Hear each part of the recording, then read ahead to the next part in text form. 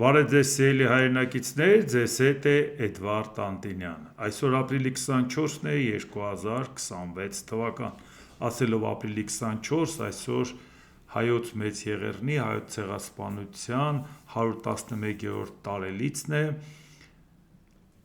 Ուղղակի դրա հետ կապված դա այն թեման չի, որ մենակ մի անգամ մի օր պետք է անդրադառնալ, բայց այնուամենայնիվ շատ հակասական կարծիքներ են հայտնվում այդ թեմայի ուղղությամբ, փորձեմ ես էլ իմ վերաբերմունքը արտահայտել։ Պետք է արդյոք հիշել հայոց ցեղասպանությունը, պետք է արդյոք պահանջատեր լինել, պետք է արդյոք հետևողական լինել, թե ոչ, մենք գտել ենք մեր պետականությունը, մեր պետության սահմանները ունենք, անցյալի, ասենք, անընդհատ անցյալը պետք է մեզ չհիշացնի, մեզ լավ տեղ չի տանում եւ այլ եւ այլ։ Կտրականապես մերժելի մոտեցում է դա,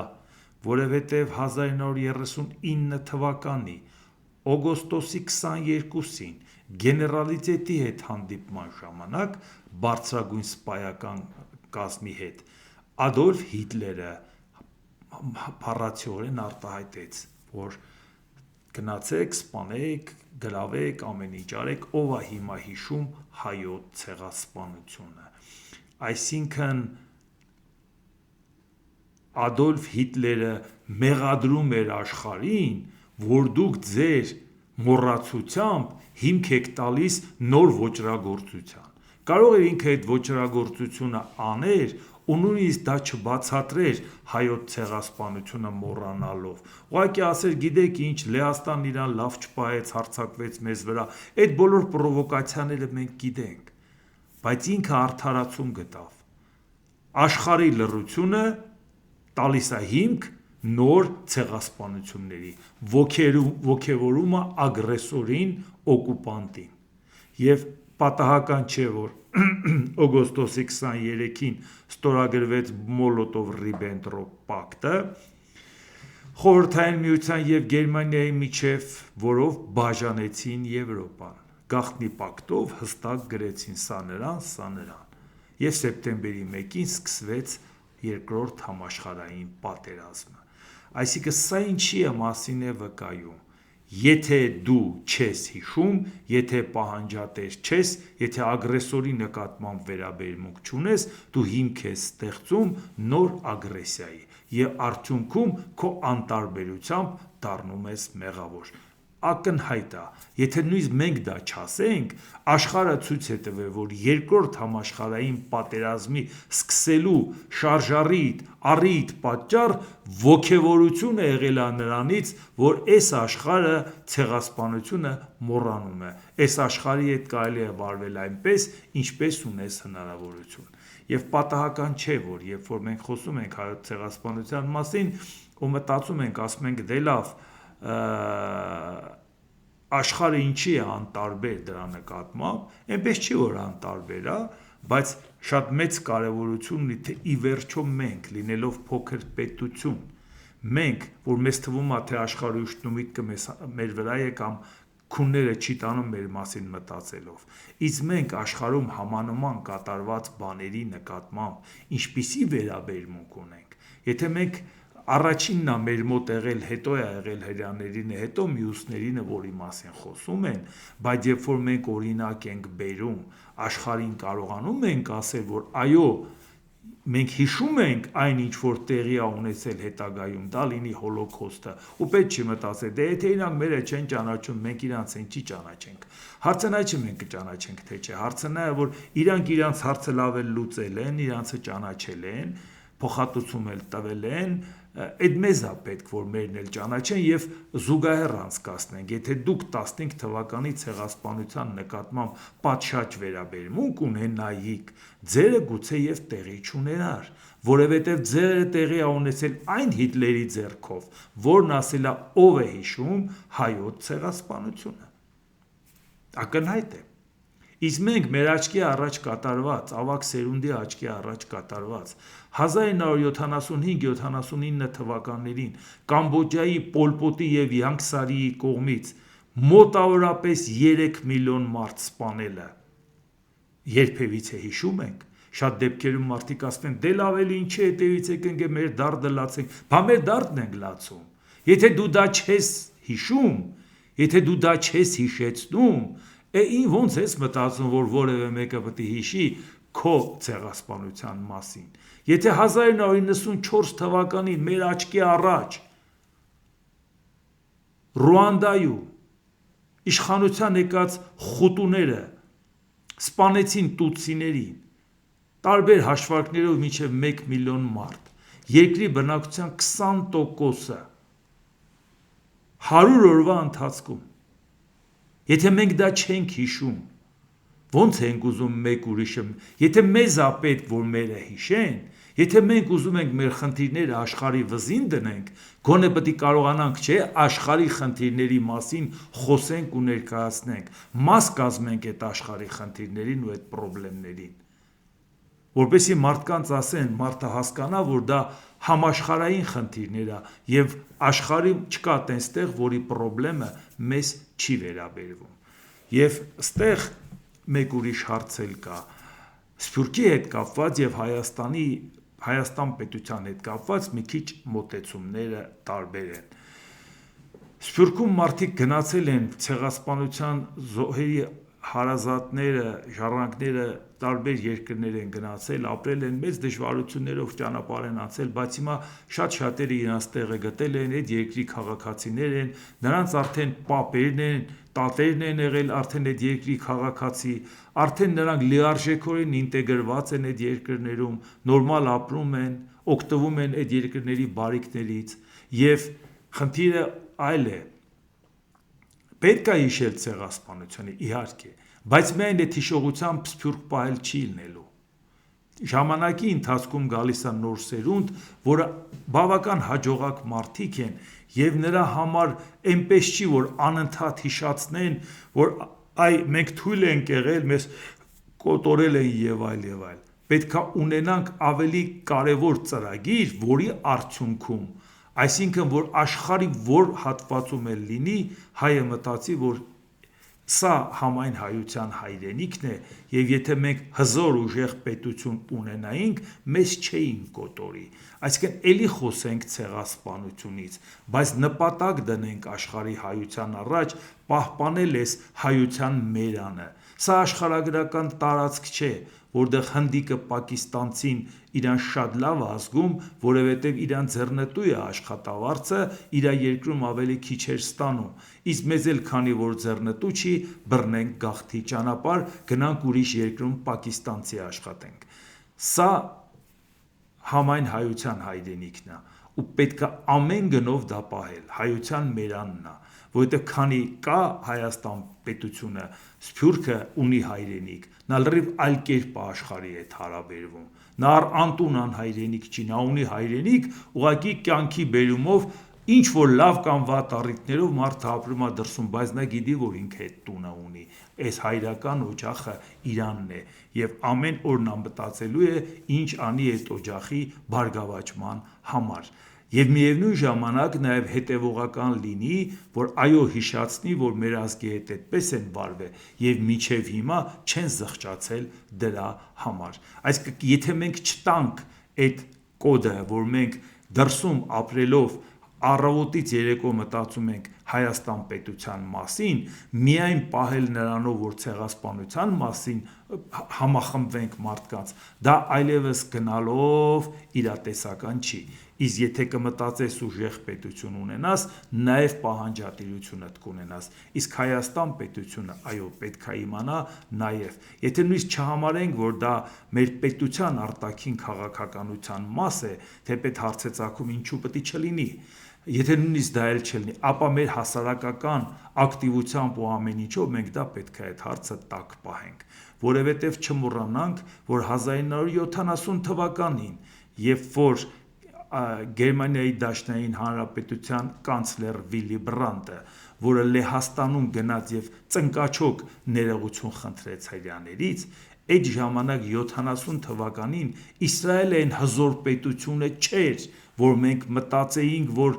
գիտեք ինչ Գերմանիան ծնկի եկավ Իսրայելի առաջ։ Մոռացեք 70 թվականին Իսրայելը այդ պետությունը չէր, 48 թվականին հազիվ ինքը պետություն էր, հռչակել, դրանից հետո անդադ պատերազմների մեջ, 67 թվականին 6-օրյա պատերազմի մեջ էր հայտնվել, 73 թվականին դրանից հետո էլ Յոմ Կիպուրի պատերազմը եղավ, 70 թվականին նա այն դիրքում չէր, որ ասենք Գերմանիան այսպես վախվորած ընկավ ոտերը, ոչ, Գերմանիան հասկացավ, որ եթե չես զղջում, եթե չես պայմանավորվում փոխհատուցման մասին, եթե դու դա չես ընդունում, դու չես մաքրվում, դու մնում ես նացիստական Գերմանիայի ժառանգորդը, նա դրանով Իրան մաքրեց, նա ոչ թե միայն խնդիրը նա էր, որ հրյաներին ժեստ արեց, նա դրանով մաքրվեց, որ մենք դրա կրողը չենք, իսկ դուք մի անգամ լսել եք, որ Թուրքիան մեղադրի իր կառավարությանը երիկ թուրքերի, ինչ որ ցավալի բաներ են ասում, ինչ որ մյուս բաներից են խոսում, Էրդողանի խոսքը չեք հիշում, որ ինքը մտածում էր, որ Թուրքի սրից փախածների մասին էր խոսում հայերի ու հույների, այդ նույն Էրդողանը չի հիմա ապրում, մի անգամ իրանք դատապարտել են իրանց արածը, այն դեպքում, երբ որ այն ժամանակ իրանց դատարանն էր դատապարտում, բա մենք դրա համար ենք ասում, եթե դու ուժեղ ես, դու պետք է բարի լինես, եթե դու համարում ես, որ պատահականությունների արդյունքում է դա եղել, բայց այնուամենայնիվ դա արել է քո պետությունը, դու դրա հետ կապված չես զղջում, այն դեպքում, երբ որ դրա օրինակը ձեր աչքի առաջ ունեք, Գերմանիայի օրինակը, Գերմանիայի, որը այսօր Եվրոպայի ամենահզոր պետությունն է, այն ժամանակ էլ վատ վիճակի մեջ չէր, հաստատ հրեաներից Իսրայելից վատ վիճակի մեջ չէր, այնպես որ նրանք ովքեր կարծում են, որ դա այսօրվա թեման չի, խորապես սխալվում են, եթե դու այսօր դա չես, ու դրա համար ես պարբերաբար խոսում եմ այն մասին, որ մենք աշխարհի ինչ որ կատարվի դա մեզ վերաբերվում է, հատկապես մենք ենք դրա համար շահագրգռված, մենք փոքր պետություն ենք, մենք ամեն մեկս արտահասթիկային դեսպան ենք Հայաստան պետության, որ որտեղ էլ հայտնվենք, եթե մեզ հետ շփվում են, մեզ հետ շփվելով ասեն, հա Հայաստանը որ երկիրներ, հա այն Անտինյան այդ երկիրներ, մեկը Շարլ Ազնավուրով է հիշում, մեկը մյուսով է հիշում, մեկը մյուսով, մեկն էլ քո հետ շփվածով է հիշում, մեկն էլ քո հետ շփվածով է իմանում, որ դու այն մարդն ես, որը որ աշխարհի իրադարձություններին տիրապետում է ու ինքը անհարմար ազգում, որ ինքը սկիզբ պետության տեղը չգիտի, բայց դու իրապետության մասին կարող ավելի շատ բան իմանաս, քան անգամ ինքը, դրանով ես դու տրամադրում քո երկրի նկատմամբ հետաքրքրություն եւ վերաբերմունք, այո դա շատ կարեւոր է եւ պատահական չի, որ ես մշտապես ասում եմ, որ մենք պետք է նկատի ունենանք, որ աշխարհի ցանկացած իրադարձության մասին, եթե մենք մեր վերաբերմունքը չունենք, աշխարհի մարդը մեզ նույնիսկ չի հասկանա, մենք այդ ընդհանուր թեմաներով ենք նրանց համար, իսկ մեր մոտ շատ դեպքերում ինչ է ստացվում, ամբարտավանության համար աշխարհի չեմպիոն ենք, մենք որ թատրոն ունեինք, ուրիշները ծառերի վրա էին, պարբերաբար ասել եմ, ով որ հայերից տենց բան ասում է, մի հատ հարցրեք, դա որ թատրոններ, երբ են ցուցադրել ու կարող է ասել, դե լավ է, ինչի հետևից ես ինքը ումա հետաքրքիր, այո, ես գիտեմ, որ ձեզ հետաքրքիր չի, որովհետև հենց գիտեք, հենց որ դա ասեցիք, դիմացին ուշագնաց է լինելու, ասի այ մարդ իսկականից իրանք որ թատրոն ունեին, մենք ծառի վրա էինք, որովհետև ինքը նույնիսկ պատրաստ չի, որ այդ հարցը իրան կտան, բայց ոչ միայն դու դա պետք է իմանաս, այլև այդ թատրոնը պետք է քո ապրելակերպի վրա գրած լինի, Եթե դու 2000 տարվա թատրոն ես ունեցել, դու դրա կրողը պետք է լինես, բայց շփվելով չեն հասկանում, որ դու այդ թատրոնի կրողն ես, անպայման չէ ամսաթիվը իմանաս, երբ է, չնայած շատ հետաքրքիր իրադարձություն է այդ թատրոնը, դա սովորական իրադարձություն չի, հեչ վատ չի լինի, որ մարդիկ դա իմանան, որովհետև մի լուրջ պատմական իրադարձության առիթով նաև այդ թատրոնը եկել մեզահաս է, չէ՞։ Երբ որ Մարկ Լիցինի Կռասոսը, որը որ հայերին առաջարկում էր պարսիկների դեմ կռվելու ժամանակ պարտավոր եք ինձ օգնել, զորքով, զենքով, ամեն ինչով, այո, այդ պարտավորությունը իսկապես Հայաստանը ուներ Հռոմի հետ կապված, բայց ասեց, գիտես ինչ, արի մեր տարածքով որ անցնես ամեն ինչով կօգնենք, սննդամթերքով, ձերի, մյուս ամեն ինչ, բայց մեզանից զորք մյուս, այնա պարսիկներն արդեն Հայաստանի տարածք են մտել Իսկ Կռասոսը նեղացավ, ասեց, դե որ տենցա գնացեք ձեր գործերով զբաղվեք, ես միջագետքով կգնամ, պարսիկների հետ կռվելու, ձեր օգնությունն էլ ինձ պետք չի։ Լավ սպասեք, ես գործը վերջացնեմ, ձեր հալը կտեսնեք։ Բայց այդ ընթացքում, երբ որ արդեն պարսիկները մտել էին Հայաստանի տարածք, շատ լավ էլ պայմանագիրը Արտավազդ II-ը կնքեց Որոդես II-ի հետ, պարսիկների թագավորի։ Լավ մի բան է, բարեկամացան, երեխաներին ամուսնացրեցին։ Եվ այդ ժամանակ Կռասոսը պարտվեց պարսիկներին պատերազմում։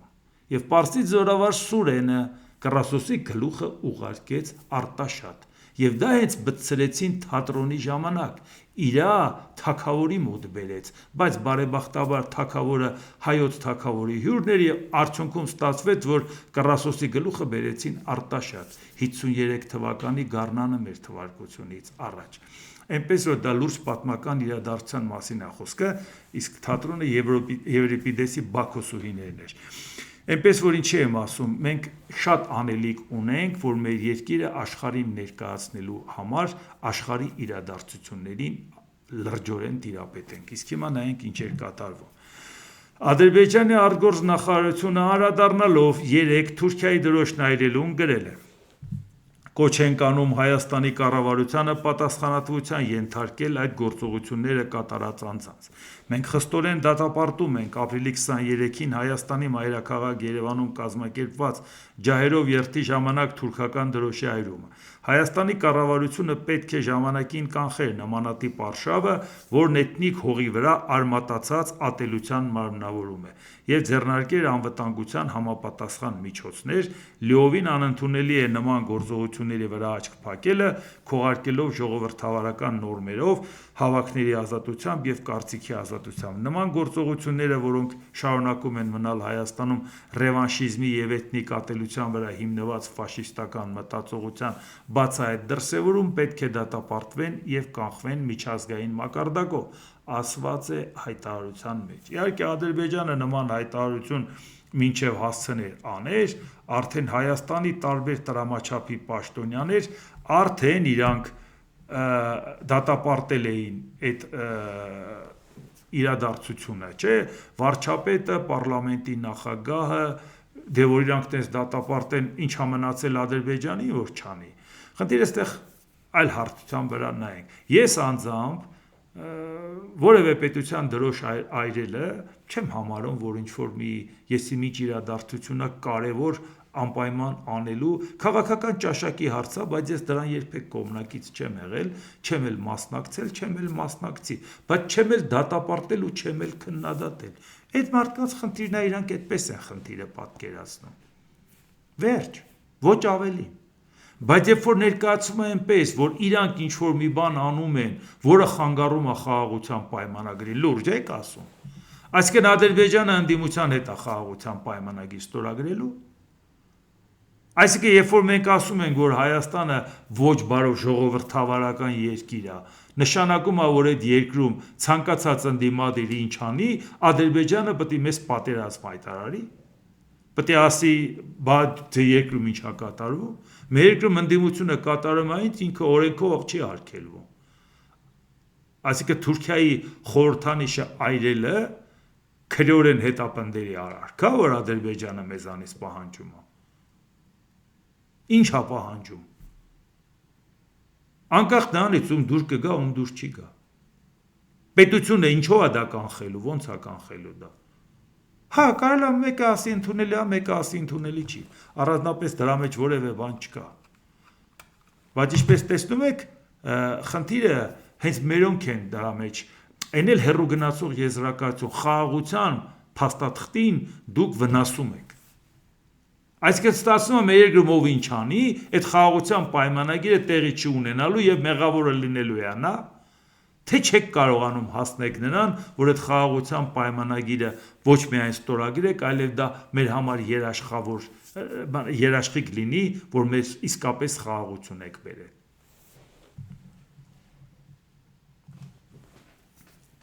Ռուսաստանի Դաշնության արտգործնախարարության պաշտոնական ներկայացուցիչ Մարիա Զախարովա։ Մենք տեսնում ենք, թե ինչպես է Եվրոպական միությունը, որը որդեգրել է միլիտարիզացման կուրս Կրկին դիմակայելու համար առասպելական ռուսական սպառնալիքին ձգտում է Հայաստանը վերածել իր ֆորպոստի, և սա խիստ հակասում է Երևանի պաշտոնական կուրսին՝ չծառայել որպես մանրադրամ երրորդ երկրի շահերի համար։ Իհարկե, եթե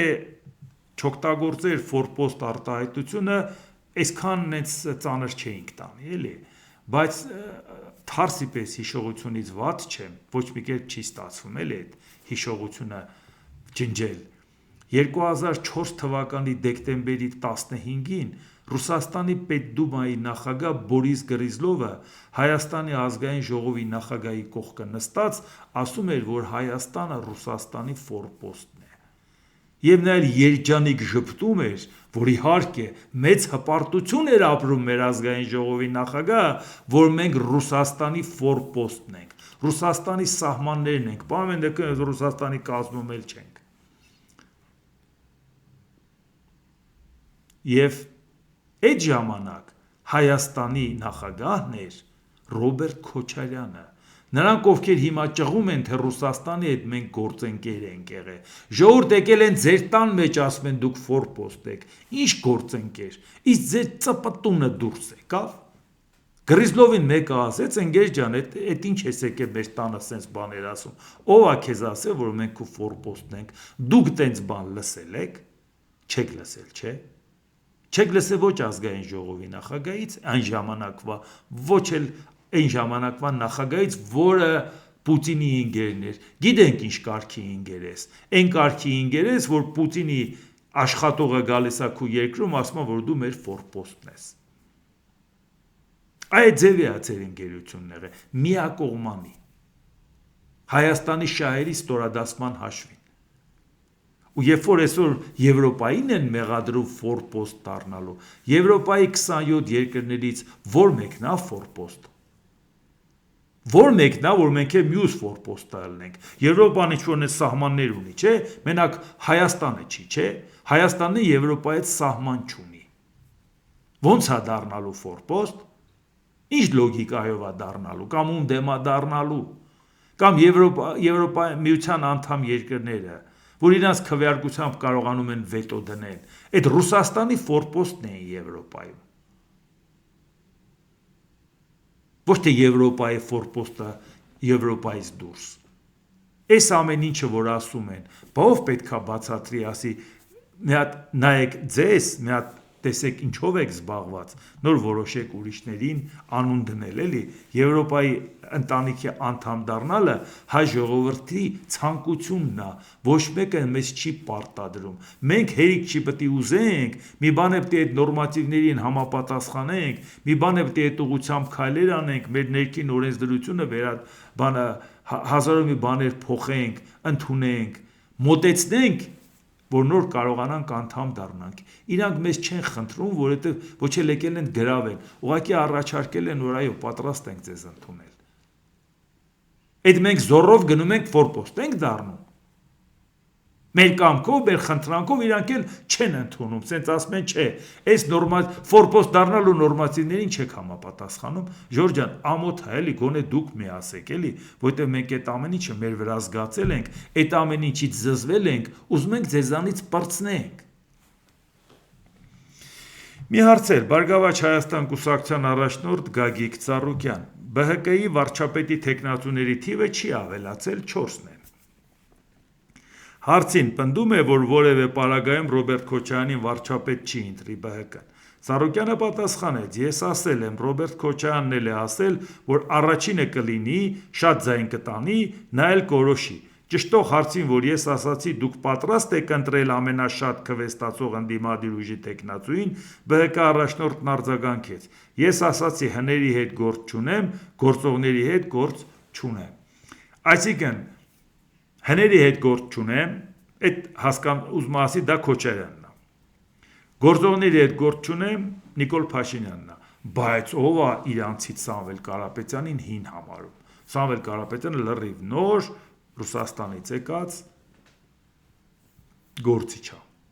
Այսինքն ակնհայտորեն ասում է, թե մենք, թե Քոչարյանը առավելագույն ձայն ստացածի վարչապետի թեկնածուի օգտին կքվեարկենք։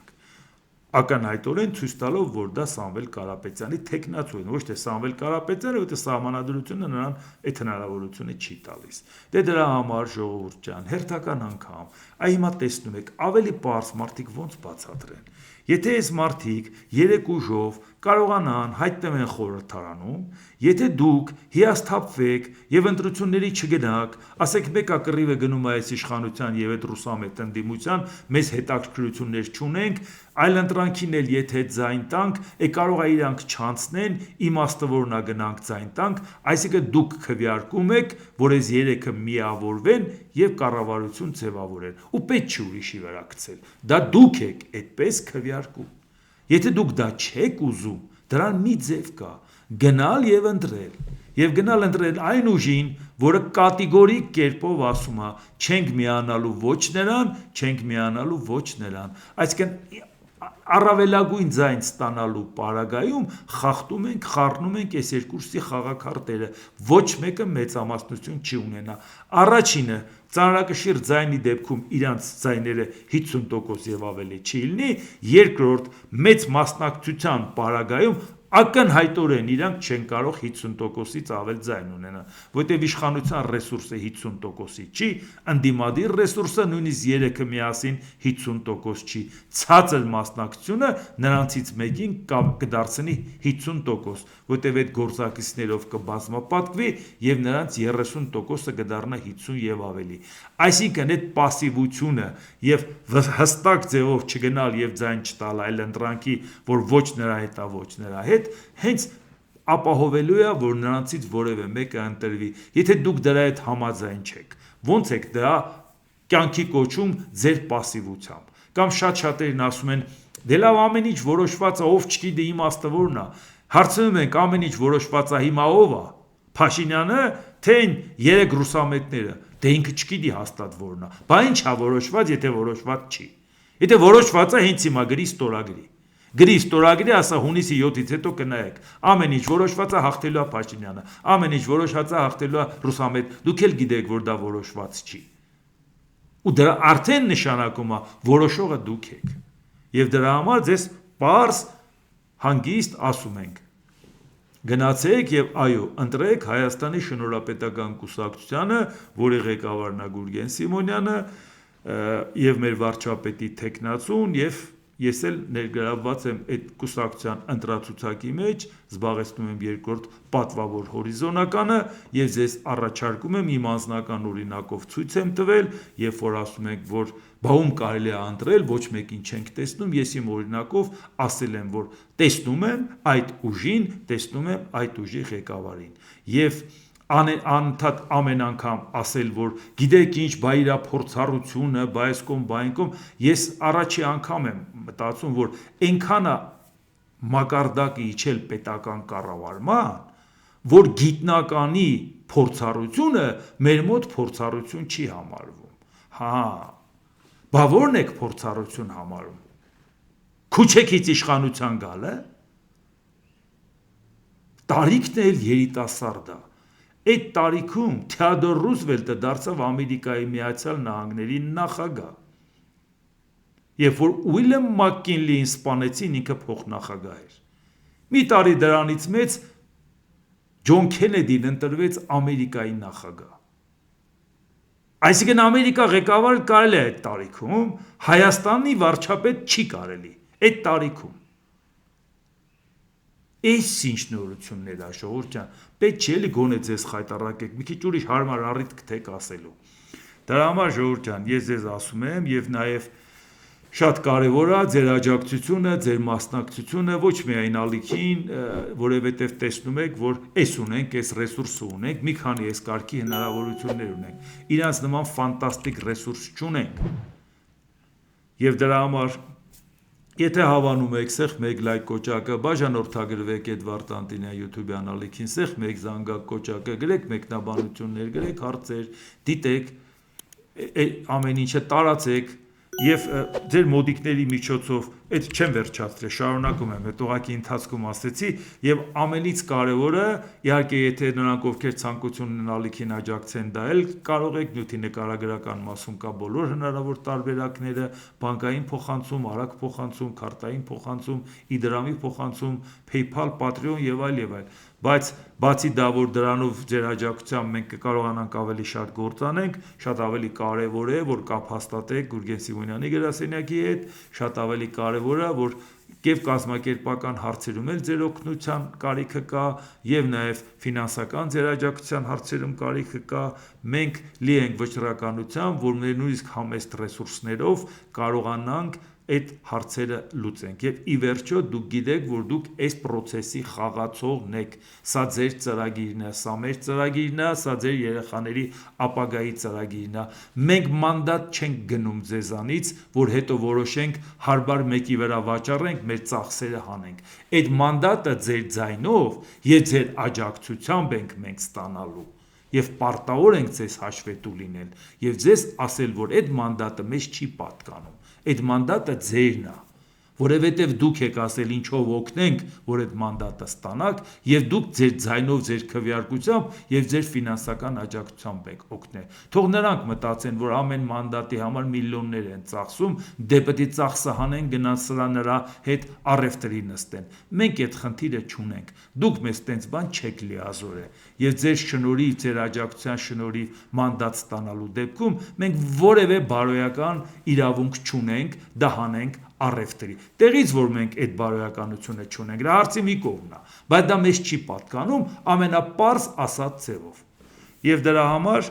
ուզում եմ, որ դուք իմանաք, որ այո, շատ կարևոր է նաև ձեր աջակցությունը։ Հիմա նայենք ինչ որ կհասցնենք, մի քիչ էլ ասենք, Իրանի փոխնախագահ Էսմայել Սաքար Իսֆահանին հայտարարել է, եթե մեր նավթահորերից որևէ մեկը հայտնվի ԱՄՆ-ի հարվածի տակ, ապա այն երկրների նավթային օբյեկտներից մեկը, որոնց տարածքից մեծ հարվածներ են հասցնում, կդառնա մեր թիրախը։ Իսֆահանին ընդգծել է, որ նախկինում Իրանը հավատարիմ էր հարձակումներին սիմետրիկ պատասխան տալու ռազմավարությանը, սակայն այժմ իշխանությունները զգուշացնում են, որ հակառակորդի կողմից ցանկացած սխալի կպատասխանեն ավելի խիստ եւ վճռական, այսինքն ասիմետրիկ հարված կհասցնեն։ Իսկ ԱՄՆ նախագահ Դոնալդ Թրամփը ինչ է ասում, ես ունեմ աշխարհի ողջ ժամանակը, իսկ Իրանը ոչ։ Ես կարիք չունեմ Իրանի հետ պատերազմը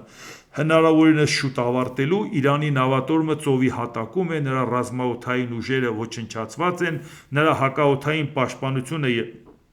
ռադարային սարքավորումները ոչնչացված են, նրա առաջնորդները այլևս մեզ հետ չեն, շրջափակումը ամուր է եւ անվտանգ եւ դա միայն վատթարանալու է, ժամանակը նրանց կողմը չէ։ Գործարքը կկնքվի միայն այն ժամանակ, երբ այն նպատակահարմար եւ օգտակար կլինի Ամերիկայի Միացյալ Նահանգների, մեր դաշնակիցների եւ իհարկե մնացած աշխարհի համար։ Իհարկե սա ասում է Դոնալդ Թրամփը, բայց իրանք անընդհատ ինֆորմացիա են ուղարկում, որ վերջապես Իրանը համաձայնվի գանստի բանակցային սեղանի Իսլամաբադում։ Ամերիկան միջի իմաստ իր պատվիրակությանը հետ չի բերել, մի մասին թողել այնտեղ։ Այն հույսով, որ կհամոզի Իրանին։ Դոնալդ Թրամփ, Իրանը պատկերացում չունի, թե ով է իր առաջնորդը, նրանք լիակատար խառնաշփոթի մեջ են, մենք գործնականում ոչնչացրել ենք ղեկավարության 3 մակարդակներ եւ նույնիսկ դրան մոտ գտնվող ցանկացած մեկին, նրանք դժվարանում են հասկանալ, թե ով է ի վերջո կարող է խոսել երկրի անունից, նրանք պարզապես չգիտեն։ Է որ որոշել է ռմբակոծ, էս էնա կռմբակոծեր, մեկը խաբար կաներ, կասեր ժողովուրդ ջան, արի մի հատ նստենք բանակցության, էլի։ Որ ուզում ես գտնես ով է, դրա ձևը հետ էր, բառից չարեցիր, որտեղ վախեցար հետևանքներից։ Հիմա ինչ ես բացատրում։ Իրանի խորհրդարանի խոսնակ Մոհամմադ Բաղեր Ղալիբաֆը հերքել է Թրամփի պնդումը, որ Իրանի ղեկավարության մեջ կա պառակտում կոշտ եւ չափավոր գծի կողմնակիցների միջև։ Իրանում չկան արմատականներ կամ չափավորներ, մենք բոլորս իրանցիներ եւ հեղափոխականներ ենք։ Ազգի եւ կառավարության անսասան միասնությամբ եւ հեղափոխության գերագույն առաջնորդին լիակատար հնազանդությամբ մենք կստիպենք հանցագործ ագրեսորին զղջալ իր գործողությունների համար։ Մեկ Աստված, մեկ առաջնորդ, մեկ ժողովուրդ եւ մեկ ուղի, եւ այս ուղին տանում է դեպի Իրանի հաղթանակը, որը մեզ համար ավելի թանկ է, քան կյանքը, ասել է Ղալիբաֆը։ Այն Ղալիբաֆն է, որը խորհրդարանի խոսնակ լինելով նաեւ պատվիրակության ղեկավարն էր, իսրայելական մեդիաներից կարծիք հայտնեցին, որ ինքը հրաժարական է տվել եւ ուզում էին ցույց տային, որ պառակտում է մտել, ինքն էլ դա հերքեց, որ նման բան չկա, բացի այդ էլ նման հայտարարությամբ հանդես եկավ։ Մի հատ ստեղ ուղղակի նայենք բանը, Իրանի արտգործնախարար Աբբաս Արաղչիի գլխավորած պատվիրակությունը ուրբաթ երեկոյան կժամանի Իսլամաբադ ԱՄՆ-ի հետ բանակցությունների երկրորդ փուլին մասնակցելու համար։ Հիմա դուք տեսաք, որ այնուամենայնիվ խոսքը գնում է, որ կարող է իրոք գնան բանակցելու, բայց ինչպես տեսնում եք, Իրանը մինչև վերջ կտրականապես դեմ էր, իր պայմաններն էր դնում։ Ինչն է մեզ համար չափազանց կարևոր, բացի այն, որ մեր հարևանն է, բացի այն, որ պատերազմը հեչ ցանկալի չի մեզ համար, ցանկացած լարվածություն, ցանկացած պրովոկացիա։ Մի խնդիր է, որ Ամերիկայի Միացյալ Նահանգները Ադրբեջանի նախաձեռնությամբ ցանկանում է թրիփի հարցը լուծել, մենք լավ գիտենք, որ դա Ադրբեջանի ցանկությունն է, որ իր մայր տարածքը կապի Նախիջևանի հետ հենց Սյունիքով, եւ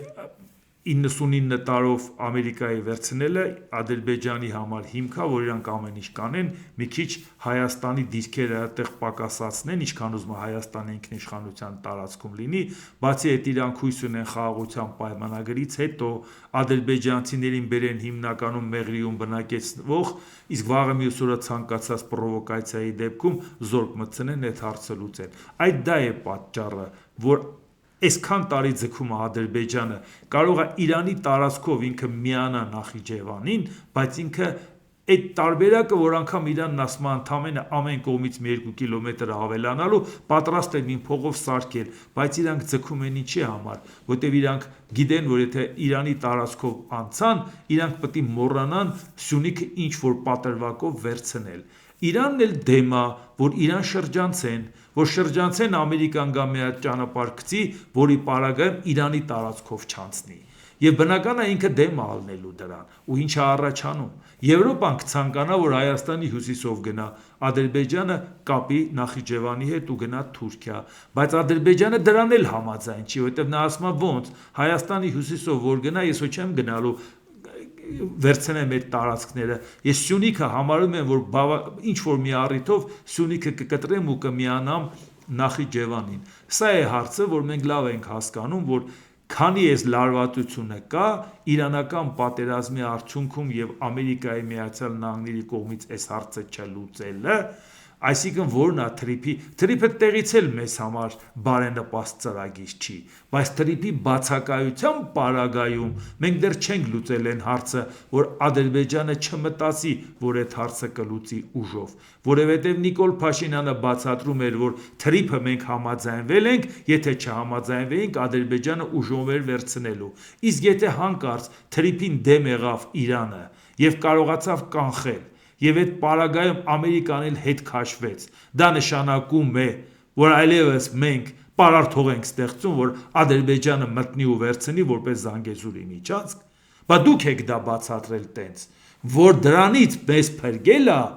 Ամերիկայի հետ պայմանավորվածությունը, այո լավ է, պայմանագիրը կարող է այդքան էլ մեր սրտով չի, բայց կարևորը գոնե մեր անվտանգության երաշխիքն է ապահովում, կարևորը որ թրիփն է անվտանգության երաշխիքը, որ եթե Ադրբեջանը գոնե ճանապարհ ունենա, չի մտածի այդ տարածքը մեզանից վերցնելու, կմտածի Ամերիկայի ձեռնա իրան լրիվ ձեռք է տալիս, բայց եթե հանկարծ դա տեղի չունենա, բայց դուք չեք մտածում, որ այդ հարցը այն մարդկանց մոտ առաջանում է, որոնց հետ մենք պարբերաբար այս կարգի հարցեր ենք քննարկում։ Դուք ասում եք մի բան, եթե մենք սա չանենք, Ադրբեջան ուժով վերցնում էր, ու եթե սա չկատարվի ինչ ալնելու, Ադրբեջանը ցանկանալու է իր նպատակները կյանքի կոչի, իսկ որպեսզի Ադրբեջանը նպատակները կյանքի կոչի, ինչ պետք է անի, Հայաստանի մարտական ոգին կոտրի, բայց դա անում հիմա։ Ասում է ինչի տանկերով մտնեմ, եթե մեքենաներով կարող եմ մտնել։ Բա ասում ենք, եթե դու հարցը պայմանավորված է, որ Ադրբեջանը մտնելը կանխվելու էր թրիփով, թրիփը որ տեղի չունենա, ինչ ենք անելու։ Ադրբեջանի դեմը ոնց ենք առնում, երբ որ այս ժողովրդի մարտական ոգին կոտրում ենք ու ասում ենք, որ Նիկոլ Փաշինյանը խաղաղություն է բերել, ով որ դրան դեմ է կամ կասկածի տակ է դնում, ինքը պատերազմ է ուզում։ Հիմա ձեզ դա ենք բացատրում։ Իրանը կանգնում է իր մարտական ոգին ցույց է տալիս, այդ մարտական ոգի առում ամենահզոր բանակ ունեցող Ամերիկայի Միացյալ Նահանգները փաստի առաջ է կանգնում։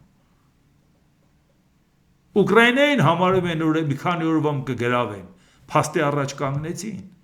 Բա ուր է այդ մարտական ոգին։ Մեր մարտական ոգին, մեր ժողովրդի կոտրում են մեր իշխանությունները, բայց իրանց տված երաշխիքը այսպես օդում կախված է, բայց այդ հարցը տվեք իրանց։ Ասեք հիմա վաղը Իրանը կանգնում է Ամերիկային ասում է գնաց տեղից, այս կողմերը չերևաս։ Ես թույլ չեմ տա, որ դու ստեղով գիծ անցկացնես, որովհետև դա իմ անվտանգությանը վտանգում է։ Նույնիսկ եթե պայմանագիր ենք ստորագրում իրար հետ խաղաղության, պայմանագրի գինը նաև նա է, որ պետք է այդ տարածքով դու չանցկացնես գիծ։ Ամերիկան էլ համաձայնվում է։ Հետո ինչ է ստացվում։ Փաստորեն գալիս ենք այն վիճակին, որ Ադրբեջանին պետք է Նախիջևանի հետ կապվել, նա չի ուզում կապվի Իրանի միջոցով, նա չի ուզում կապվի Հայաստանի հյուսիսով, նա ուզում է հենց Սյունիքով։ Եթե Սյունիքով Ամերիկան դա չարեց, ուրեմն Ադրբեջանը կանի իր ուժերով, իսկ մենք պատրաստ չենք, մենք մեր հասարակությանը սրտիկ ենք ցույց տվել, խաղաղություն ենք խոստացել։ Այս է ժողովուրդը։ Իրական խաղաղություն խոստացողները մեր նման մարդիկ են, որ մարտական ոգին չեն կոտրում։ Խաղաղություն խոստանալու համար առաջինը պետք է Ադրբեջանը հասկանա, որ հարձակվելու պարագայում ինքը կարող է իշխանություն կորցնի։ Դիկտատոր Սուլթան Ալիևը հորից ժառանգություն հաստատել այդ պետությունը, չպետք է ռիսկի դիմի, որտեղ այդ ռիսկի դեպքում ժողովուրդը կարող է ասի արդարացված չէր։ Արցախը ասում էր մերն էր, Սյունիքն էլ էր մերը, Սյունիք մտնելու համար ինչի գնացինք այսքան կոտորվեցինք։ Ու շատ-շատերը կուզենան երկրի ներսում իշխանությունը վերցնեն, ինչի չեն ուզենա որ նավթագազային երկիր է, ինչի պետք է չուզենա։ Ալիևը եթե իմանա չի հաղթելու, նա այդ քայլը չի անի։ Նա գիտեր, որ հաղթելու է Արցախի հետ կապված, արեց, որպեսի հավերժացնի իր իշխանությունը։ Սյունիքի հետ կապված նա պետք է 100%-ով վստահ լինի, որ դիմադրություն չի լինելու, որի դեպքում ինքը դա անի։ Իսկ դիմադրությունը պետք է կոտրի սրտի կանող իշխանությունը, ժողովուրդ ջան։ Սա է։ Եթե խաղաղություն եք ուզում, խաղաղությունը մեր նման մարդիկ կարող են ապահովել, որովհետև կապահովեն մարտական ոգիով, որի դիմադրողականության պարագայում դիմացին 100 անգամ կգցի կբռնի, հարձակվի թե չէ, որտեղ կարող է այդ հարձակումը նստի իր կյանքը, նստի իր աթոռը, իսկ եթե աթոռից գցեն, հազարով մի բան կգտնեն նաև դատելու։ Այս է ժողովուրդ ջան։ Դե ինչ, այսօր այսքանը, դիտեք եւ դատեք ինքներդ։ Շնորհակալություն։